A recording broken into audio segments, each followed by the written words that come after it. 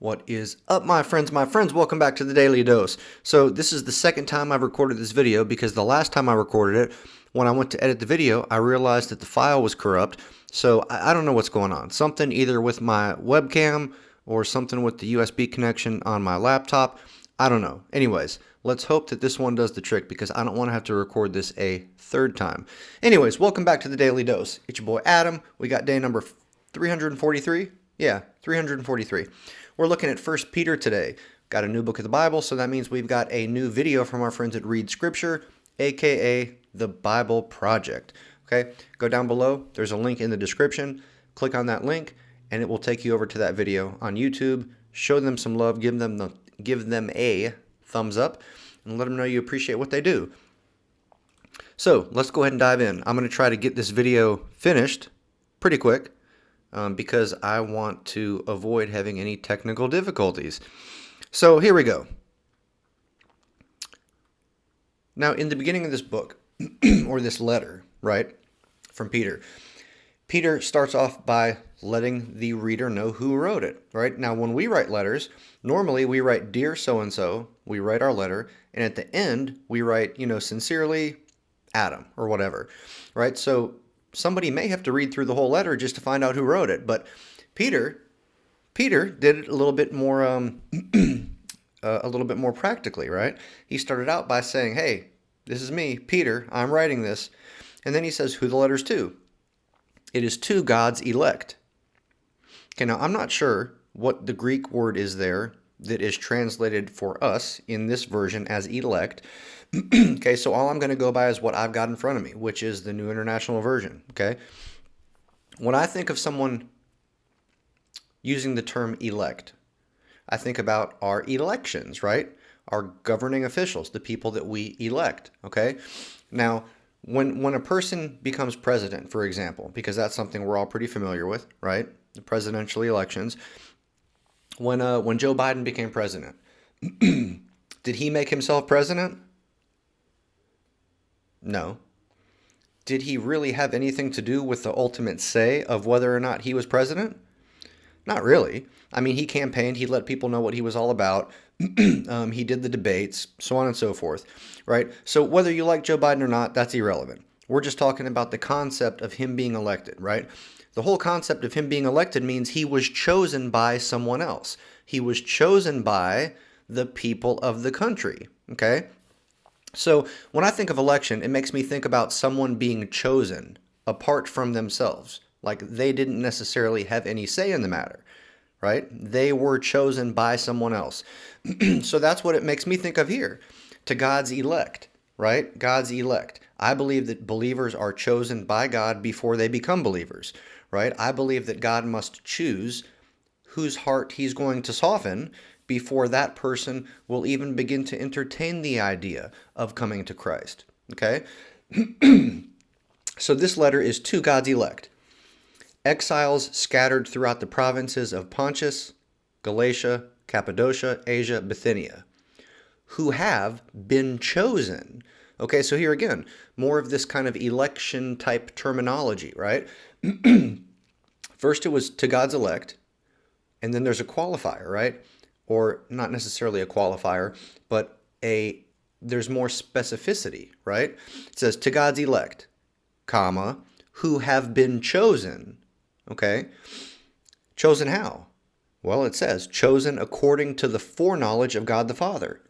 Okay, so here we see the concept of God knowing beforehand.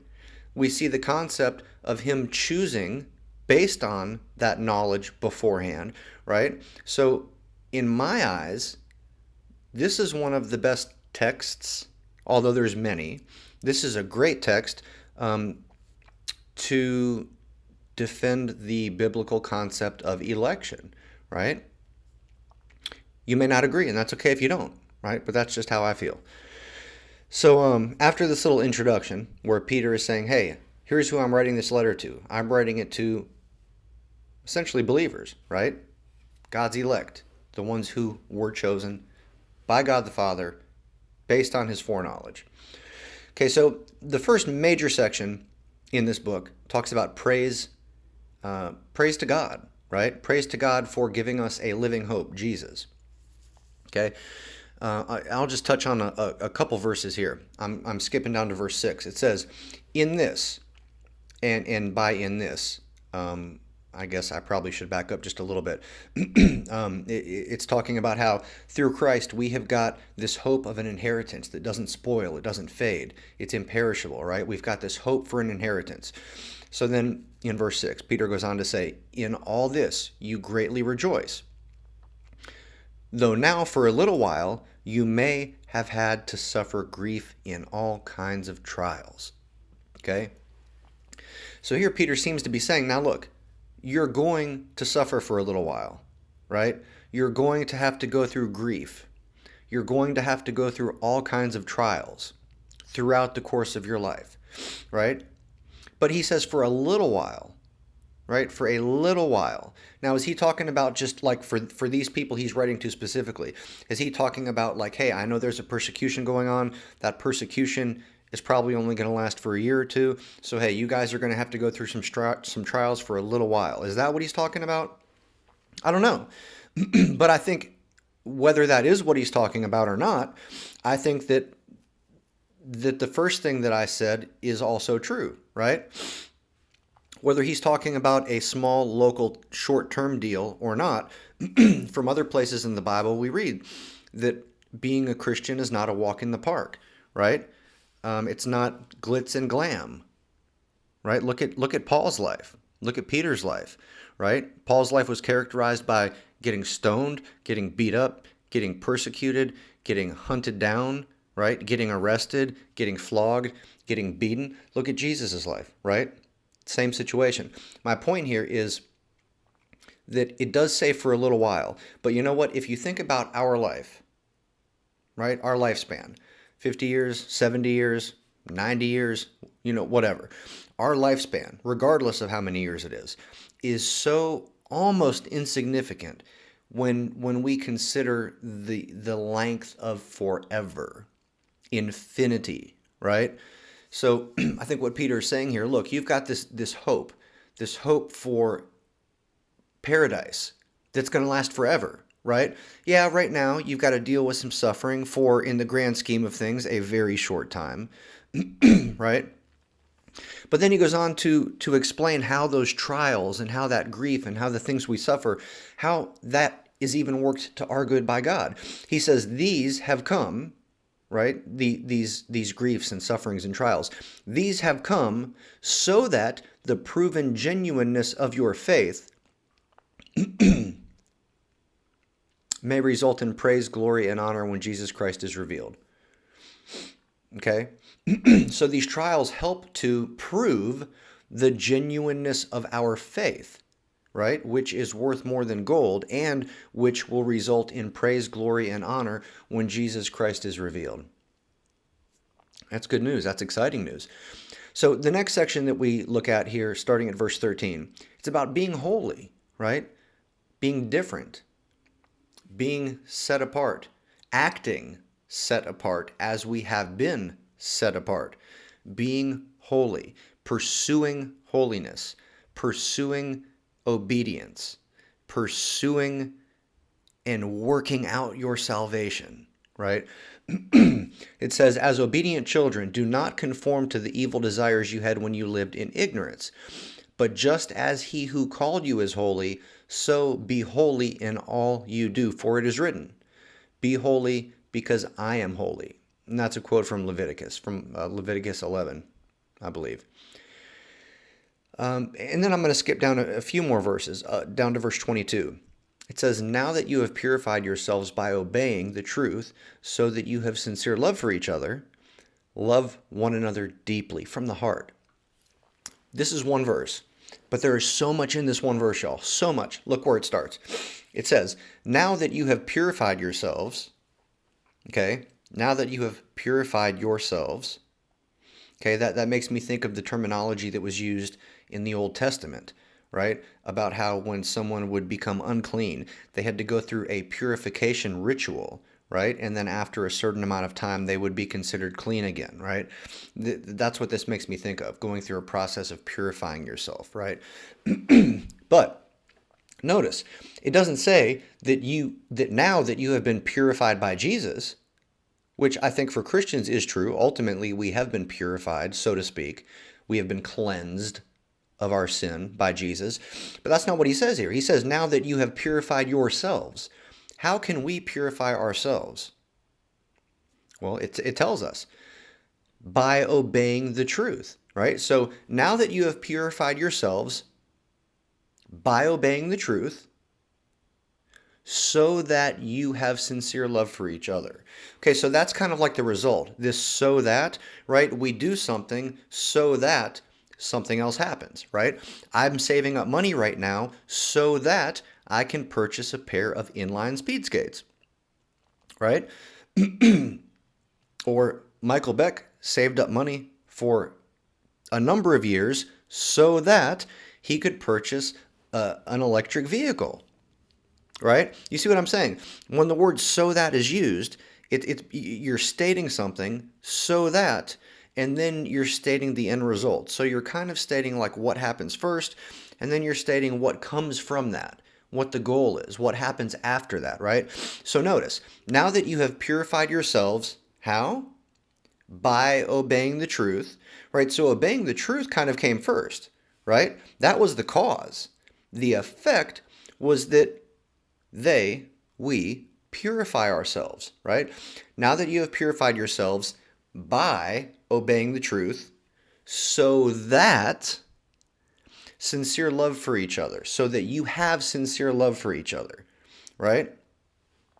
And then there's a comma, which leads me to believe that it's kind of like a pause. Normally when there's a comma, we kind of insert a pause there. So it's almost like there's a pause, and then there's something else that we can do after the so that happens. So, right? So that you have sincere love for each other. Go love one another deeply from the heart, right? So let me kind of recap that. I'll read it and then recap. Now that you have purified yourselves by obeying the truth, so that you have sincere love for one another, love one another deeply from the heart, okay? So first, obeying the truth results in purification so that you will have sincere love for each other. Once you have sincere love for each other, then go and love one another, right? Go do it. Go act. Love one another deeply and from the heart. Isn't that cool how that verse just kind of ties things together, right? It ties together belief, action, belief, action. I think it's so cool. Anyways, there we go on to chapter 2. Peter talks a little bit about the living stone and the chosen people, the living stone being Jesus, the chosen people being those who would believe, the elect, the chosen. And then the next section is about living godly, right? Living godly in a pagan society. It says, "Dear friends, I urge you, as foreigners and exiles, to abstain from sinful desires, which wage war against your soul." Notice, our sinful desires wage war against our soul. What can that mean? What can that mean? I'll let you answer that, friends. I'll let you answer that. But it is obvious that in some way, shape, or form, the sinful desires that we have wage war against our soul. Okay? And then it says, "Live such good lives among the pagans that even though they accuse you of doing wrong, they might see your good deeds and glorify God on the day that he visits." Okay? And then I'll skip down just a few more verses before I wrap this up. It says in verse 18, "Slaves, in reverent fear," and it's talking about submission here, right? Living godly, submitting. It says, "Slaves, in reverent fear of God, submit yourselves to your masters." Okay, what is submission? Submission is basically voluntarily giving someone else authority, voluntarily giving someone else control, right? Voluntarily giving something up, voluntarily humbling ourselves, right? Those are the things that I think about when I think of submitting and submission, okay? To put yourself under someone else. It says, in reverent fear, do that, right? Slaves, in reverent fear of God, submit yourselves to your masters. Okay? Now notice, There's no qualifiers made here about submitting to your masters if they're good. If they treat you right, then submit to them. Because that's the mentality that we have oftentimes, right? It's if somebody is rude to me, then it's okay for me to not obey them. It's okay for me to not submit to them. It's okay for me to not be nice to them. It's okay for me to rebel against them, right? My actions are dependent upon their actions, right? That's kind of the human condition in our natural state. But that's not to be the condition of the people of God. And here, Peter's talking specifically to slaves, but I think that it applies. But look, let me go on. It says to submit yourselves to your masters, you slaves, not only to those who are good and considerate, but also those who are harsh. Whoa. So Peter is saying, look, slaves, if your master is considerate to you and he meets all your needs and he treats you with respect, yeah, okay, submit to him. But even if your master is harsh and rude and maybe doesn't provide you with the best food and maybe even beats you from time to time or whatever, right? Guess what? You're still to submit to your master. Okay, notice Peter doesn't say, and I'm choosing my words carefully here, but I think that this point needs to be made. Notice Peter is not saying, hey, if you're being treated harshly and unfairly, you need to stand up and fight for your rights. It's not what he says. He says you need to submit. Okay? He says if you think you're being treated unjustly or without equality, Peter doesn't say you need to organize a revolt and you need to protest and you need to fight for your rights and fight for your freedom. That's not what Peter says. Are those things wrong in and of themselves? No, that's not what I'm saying. The point that I'm making here, right, is that we need to control what we can control, right? We can't control others, right? I can't control my wife. I can't, if I'm a slave, I can't control my master. If I'm an employee, I can't control what my boss does, right? In most cases. I know that there are exceptions to that rule. If you're really close friends with your boss, you can kind of sort of control some of the decisions that he or she makes. But I'm talking about just generally speaking, right? A slave, any addict knows this, right? Or anybody with codependence that has recognized they have codependence, right? We can't change people. We can only change how we respond to people. And so what Peter is saying here, look, slaves, in reverent fear to God. So because you fear and respect God, you need to submit to your masters, even if they're harsh.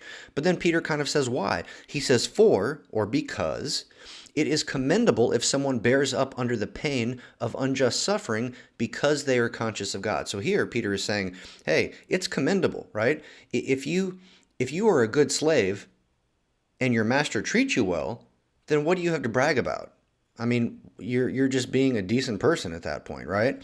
But if you submit underneath a master who inflicts pain, unjust suffering, then you've got something to say. Then it's way better.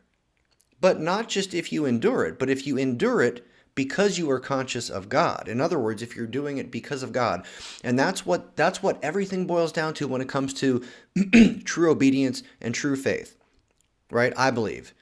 Right? I believe that in order for us to be doing it for the right reason, we need to be doing it because God. Because we know God wants us to, because we know God desires us to, because God has commanded us to, right? If you do something that is right and proper, but you're not doing it because of God, then I think that you're missing the mark. I think that I'm missing the mark. And I think that that could even count as sin, right? Potentially. So anyways, that's all the time that we've got. So I'm going to leave it right there. But hey, thank you for being here. Thanks for your time. I hope this video got filmed correctly without any glitches or errors. If it did, great. If not, then y'all might only be seeing half of a video when you're watching this. But hey, thanks for your time. Thanks for your patience. Till we meet again. Deuces.